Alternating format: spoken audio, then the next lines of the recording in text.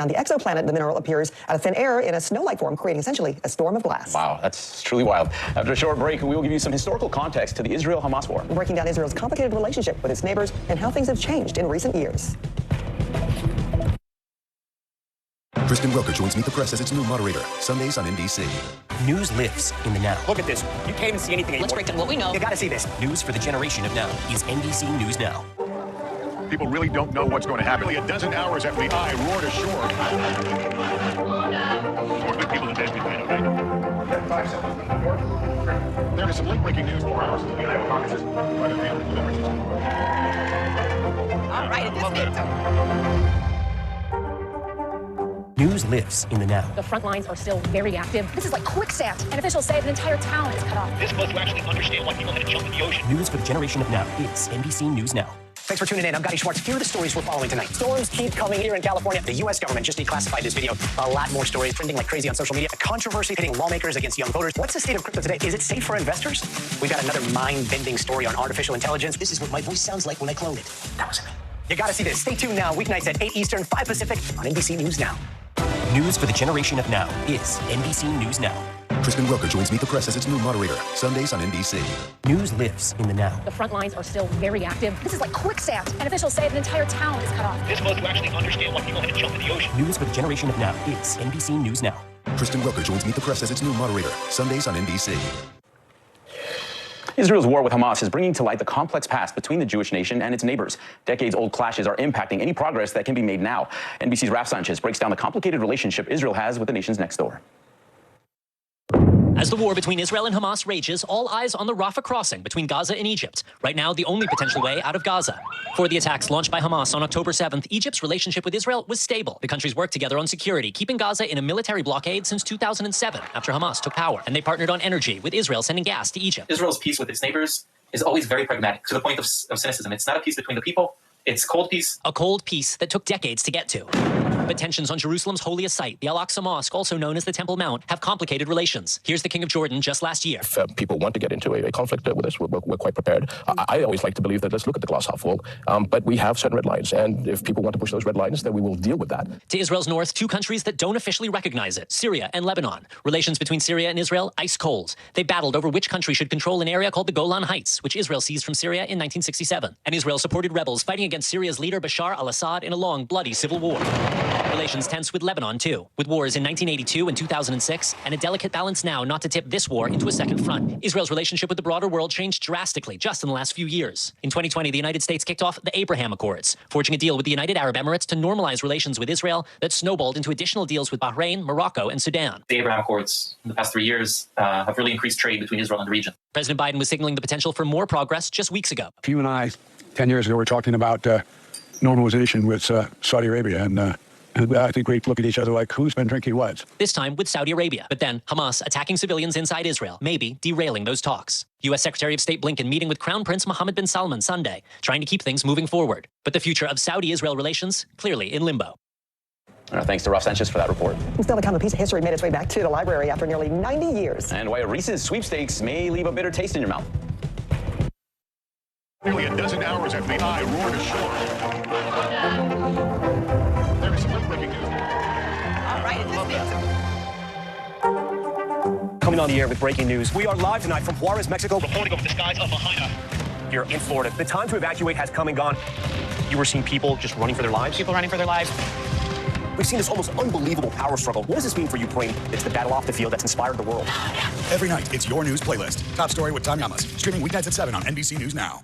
Stay on top of breaking news and the biggest stories of the day with NBC News Daily. Thank you so much for joining us. I'm Morgan Radford. I'm Vicky Wynn. I'm Kate Snow. And I'm Sinclair Samoa. Get in-depth reporting from across the country. We have breaking news out of the White House and around the world. Questions about the rebellion inside Russia. And ways you can take care of your health. What are symptoms that people should be on the lookout for? And your wallet. Some really great last-minute deals if you have flexibility. NBC News Daily. Weekdays from 12 to 4 p.m. Eastern on NBC News Now. What is going to happen now? Back and forth. Oh, yeah, this is it.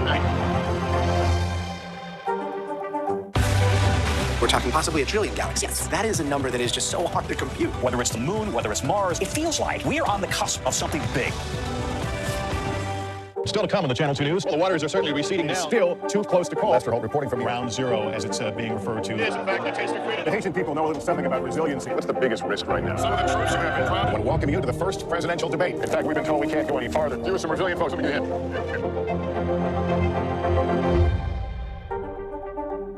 Kristen Welker joins Meet the Press as its new moderator, Sundays on NBC. Coming on the air with breaking news. We are live tonight from Juarez, Mexico, reporting over the skies of Lahaina here in Florida. The time to evacuate has come and gone. You were seeing people just running for their lives? People running for their lives. We've seen this almost unbelievable power struggle. What does this mean for Ukraine? It's the battle off the field that's inspired the world. Every night, it's your news playlist. Top Story with Tom Yamas. Streaming weeknights at 7 on NBC News Now.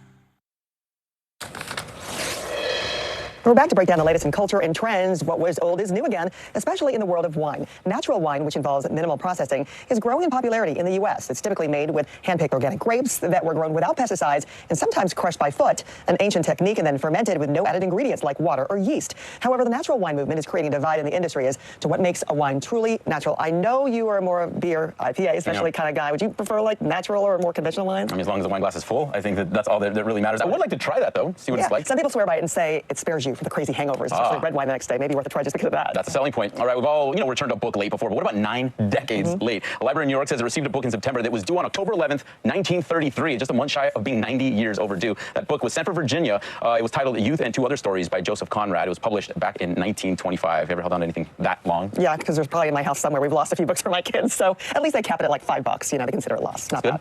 The Reese's Peanut Butter Cup contest to win $25,000 may be violating a few laws. The promotion claims no purchase necessary, but consumers can only see that message inside the wrapper after buying the candy. The company states its websites and in-store displays shows promotional details, but a consumer advocate who reported the contest said that stores in multiple states didn't have these displays. So, if you think about it, what would you do if you bought a ton of candy to win, only find out that you didn't need to buy all that candy? So at least you get the joy of eating it. Yeah, maybe a stomachache too. You never know. All right, so to come here early today, the government hit a car sharing company with a 6-figure fine. We'll tell you what you need to know.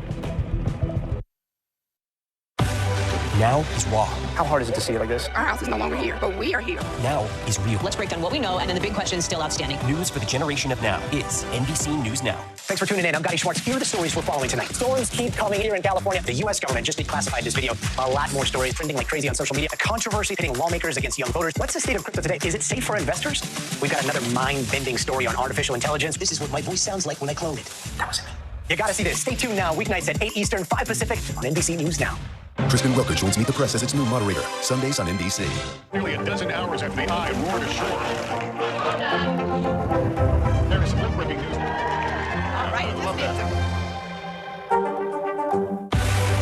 News lives in the now. The front lines are still very active. A lot of the stuff that we're seeing was left behind by Ukrainian soldiers. Now is real. This is like quicksand, and officials say that an entire town is cut off. Now is raw. This close of a devastation, you actually understand why people had to jump in the ocean. Seeing all this craziness in front of you, what was that like? I was trying to survive. News for the generation of now is NBC News Now.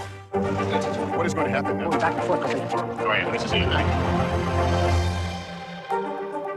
From across the nation to the national stage, and when power was held to account, Kristen Welker met the moment. Now she joins Meet the Press as its new moderator. If it's Sunday, it's Meet the Press. Sundays on NBC.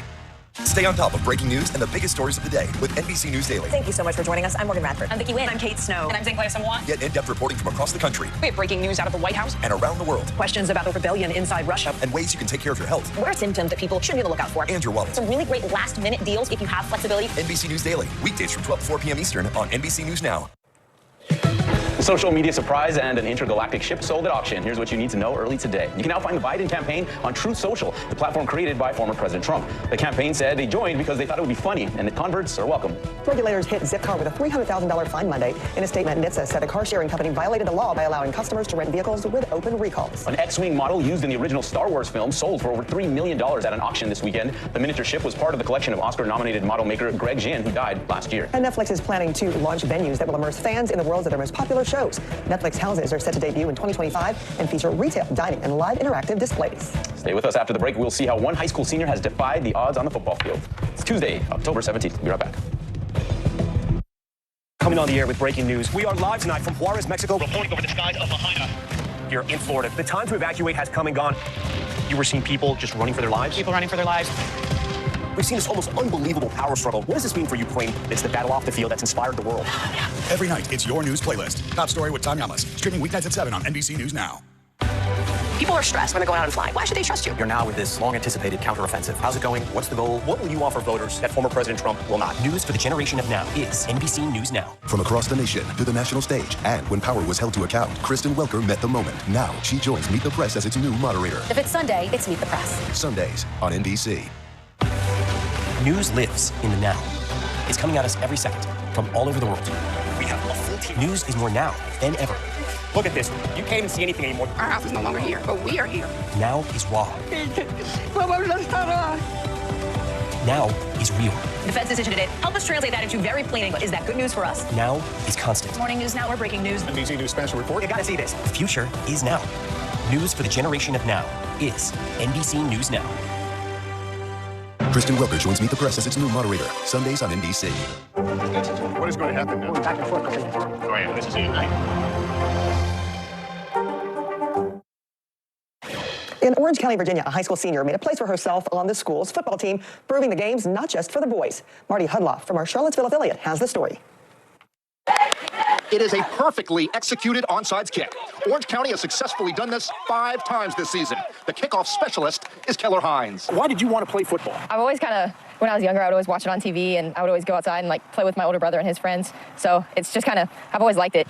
Back in August, the Orange County High School football team didn't have a kicker. Keller told her parents she wanted to play. I said, absolutely not. She really got upset with us, I think, and she decided that she'd talk it over some more with us and try and convince us. She kept talking about it and kept saying she wanted to do it. She actually broke down in tears a few times saying that she wanted to do it. So we decided if she had the passion for it and wanted to go for it, we'd let her try. Orange County's first-year head coach, Colston Bayless, was a former kicker himself, even kicked in college, and has coached Keller up. We were going to be aggressive on kickoffs. We were going to try a lot of onside kicks, sky kicks, things like that. There's a lot of technique involved in it, and to get a good one that stays in bounds is hard to do. Keller Hines is a natural athlete. She's a star goalie on the Orange County High School girls soccer team. But Keller says she's really enjoying this time playing football in her senior year. I love it. It's great. All the boys just kind of accepted me as one of them. Hines shows in practice that she has the leg to boot a 40-yard field goal, but she hasn't attempted a field goal yet this season. She's 2 for 3 on extra points. Somebody that the team has really rallied around. When she gets her opportunity, she makes the most of them, and the players on the team really enjoy that. Keller's parents are now her biggest fans. It's amazing what she's doing. She is doing something that another girl has never done in high school, at least around here. When she scored a few extra points, that was really exciting as well. I think I was screaming louder than anyone. Hines is now hoping to boot the Hornets into the playoffs. Our thanks to Marty Hudloff for that story. That is high school legend in the making right there. I mean, the onside kick is one of the most exciting plays in football. It's so rare that it's successful. She said 5 times they've done it this season. It hasn't happened in the NFL all year. It only happens about 5 or 6 times, maybe a year. We're talking for all of the NFL, and she's done it 5 times. That's incredible regardless of gender. Yeah, soccer and everything else. Kudos to her. This is early today. Have a great day.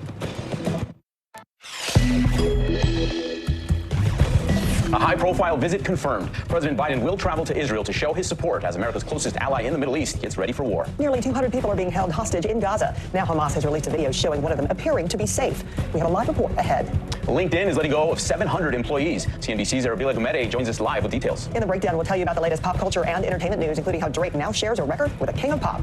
And we will introduce you to the Colorado high schoolers who did their wheelchair-bound friend a solid. It's Tuesday, October 17th. Early Today starts right now. Good morning. I'm Philip Mena. I'm Francis Rivera. For the second time as Commander-in-Chief, President Biden will travel to a country actively at war. It's one of the biggest shows of support during this conflict so far. The president is expected to visit Israel on Wednesday, meeting with Benjamin Netanyahu and other Israeli leaders. NBC's Bree Jackson joins us now from Washington, D.C. Bree, good morning. What is President Biden hoping to accomplish on this high-stakes trip? Good morning, Philip. Francis. The visit was first announced by Secretary of State Antony Blinken, who also revealed some diplomatic progress overnight. A senior State Department official tells NBC News Blinken was involved in 9 hours of negotiations with Israel. The 2 countries were able to work out a plan to get humanitarian aid to the civilians in Gaza. Blinken says when President Biden arrives in Israel, he will be briefed on this plan, and he will learn more about Israel's military objectives. President Biden will again make clear, as he's done unequivocally since Hamas's slaughter of more than 1,400 people, including at least 30 Americans, that Israel has the right and indeed the duty to defend its people from Hamas and other terrorists and to prevent future attacks. The president will hear from Israel how it will conduct its operations in a way that minimizes civilian casualties and enables humanitarian assistance to flow to civilians in Gaza in a way that does not benefit Hamas. President Biden will also travel to Jordan this week. The National Security Council says he will meet with Egypt's president as well as the Palestinian Authority president. The White House says President Biden will reiterate that Hamas does not stand for the Palestinians' right to dignity and self-determination. And those meetings in Jordan will also focus on addressing that growing humanitarian crisis in Gaza. All right, Bree Jackson reporting from Washington this morning. Bree, thank you. For the first time since their assault on Israel, Hamas has released the first footage of a hostage being held inside Gaza. 21-year-old Mia Shem was kidnapped from that desert music festival where so many were killed October 7th. Let's turn to Claudia Lavanga, who is following developments live in the region. Claudia, good morning. What can you tell us about this hostage video?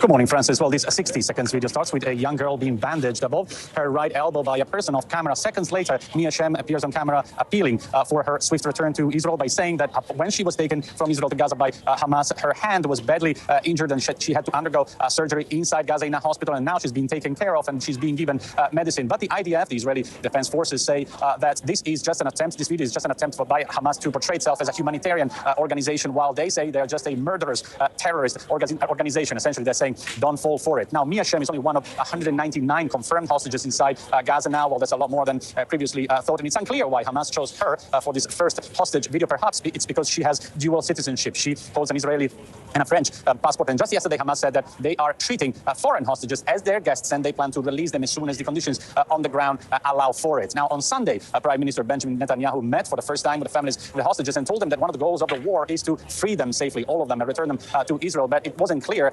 He didn't say how the Israeli military can guarantee their safety in case of a ground assault. And then on the same day, the National Security Council in Israel said that it will not negotiate with an enemy. It says it vows to wipe off the face of the earth, angering the families who say that Israel essentially saying that it's abandoning its citizens that have been kidnapped. Back to you, Francis Philip. Claudia, thank you.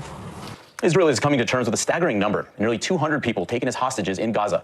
NBC Nightly News anchor Lester Holt is in Israel, and he sat down with a veteran hostage negotiator to talk about the tough road ahead. Here's Lester's report. Gershon Baskin negotiated with Hamas to secure the high-profile release of Israeli soldier Gilad Shalit in 2011. He says he's been in contact with Hamas every day since the attack. What's the best approach to even open a dialogue with Hamas?